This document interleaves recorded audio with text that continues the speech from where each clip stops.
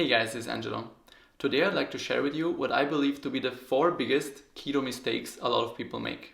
My fiance and I even made all of these ourselves during our 3-year keto journey. Alright, let's get into it. Mistake number 1. You're doing regular Carb-Ups because somebody told you it's necessary for whatever reason, and so you kick yourself out of ketosis intentionally every couple of days and stop your progress. We were actually doing this as well for the first few months when we found out about keto through the book The Bulletproof Diet in 2015. At the beginning we were drinking bulletproof coffee every day and doing keto for a couple of days, and then usually after working out we had a little carb-up where we ate a sweet potato in the evening for dinner, which then kicked us out of ketosis, because that's what Dave Asprey recommended in his book. I remember we never felt that great after doing the carb-up though. We felt all bloated and tired, and the next day we also felt less energy and more snacky. And after doing more research and figuring out that there was no good reason to do carb-ups on keto, we stopped and never looked back. Without them, we feel great and energized all the time instead of just feeling great most of the time. We've seen greater fat loss results, and we also discovered that we recover faster from working out since eliminating carb-ups. Plus, you don't crash afterwards, which is a really nice bonus. Mistake number 2. You're not keeping carbs low enough. You're simply assuming you're staying under 20 grams to 25 grams of net carbs per day, even though you're way above that. You need to keep a food journal for a while if you're not sure, or use an app like MyFitnessPal to track your food intake throughout the day. You might be surprised how carbs from a lot of different keto-friendly foods can add up when you put a whole day of eating together. Still, there's a really nice saying: don't chase ketones, chase results. Simply aim for 0.5 millimolar or higher if your goal is fat loss. Higher ketone readings don't directly translate into more fat loss, as they don't tell the whole story. Just imagine this. If you're adding a lot of MCT oil or coconut oil to your meals and eating way more fat than you're able to burn in a day, you likely have high blood ketone numbers, but your body's actually only using the food you're eating for energy and ketone production, not your own body fat. Mistake number 3. You're ignoring calories because you think they don't matter on keto. The biggest risk here is that you discovered keto and now you think you found a life hack to eat as much as you want and still lose weight. To be honest, we also did the same thing 3 years ago when we started keto. We felt like we discovered this amazing tool where we could just eat as much as we wanted of the right foods and still see fat loss and feel the best that we ever did.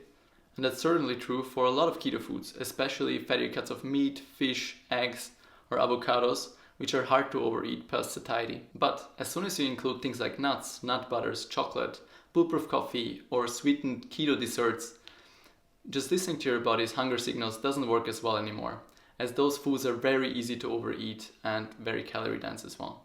And I get it, we also like recreating some previous favorite treats like cookies, pancakes, or cheesecake with keto-friendly ingredients and a zero-carb sweetener like stevia or erythritol. You just have to pay attention that it doesn't become a habit and it doesn't make you crave sweets every single day. For the two of us, what worked best is just choosing one single day a week, usually Sunday, where we make one keto dessert together. And that sometimes that's a waffle, sometimes that's a mini cheesecake, or other times we try a new recipe together. But for other people, it might be better to skip sweets altogether to completely get rid of cravings. Also, another important thing, try not to have too many easily reachable treats at home, or you might end up snacking on them all day just out of boredom, not because you're actually hungry. At the end of the day, even if you're doing intermittent fasting, calories still matter. Keto works so well for so many people because it keeps your blood sugar and hunger levels in check, and you most likely automatically end up consuming less food and calories overall without feeling deprived. And look, if you're feeling fantastic and everything is moving in the direction that you want, there's no need to measure. But if your weight loss has been stalling for a while, it can't hurt to start tracking calories and macros for a while. Mistake number 4. You're afraid of eating too much protein. Ever since you heard of gluconeogenesis, a process in which your body can turn some excess protein into glucose, you're really careful about how much protein you consume. And you're probably worried that that extra piece of meat that you're craving for will magically turn into a piece of chocolate cake in your belly and kick you out of ketosis. That's nonsense.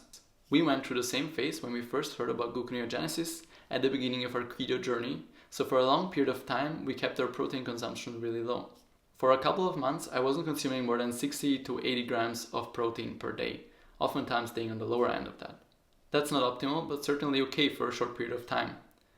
Still, one thing to keep in mind is that protein is the most satiating macronutrient on a per calorie basis. So if you're restricting your protein too much, you probably end up eating more fat, which is more calorie dense. Also, you likely end up eating more veggies as well. While in itself that's not a bad thing, those veggies can quickly add up and push you over your daily carb limit and kick you out of ketosis, which is exactly what happened to us. A good rule of thumb is to aim for 0.6 to 0.9 grams of protein per pound of lean body mass per day. Go on the higher end of that on days where you're working out, and stay on the low to mid-range on rest days. Keeping your net carbs below 20 grams per day is way more important to stay in ketosis than closely monitoring how much protein you're eating. Also, the less net carbs you consume in a day, the more playroom you have to eat some more protein without needing to worry that some of that could convert into glucose. That's also why many people doing a zero carb or a carnivore style diet, only eating fatty cuts of meat, eggs and animal products and no veggies, manage to regularly get into ketosis even though they're eating way more protein than somebody on a ketogenic diet. Alright, that's it for our top 4 keto mistakes. I hope this video is going to help you avoid them yourself. Before you take off, what mistakes did you make on your keto journey? Or if you're new, what are you struggling with right now? I would love to know in the comments below. I hope you enjoyed today's video, and if you did, please don't forget to leave a like and to subscribe if you want to see more in the future. Until next time.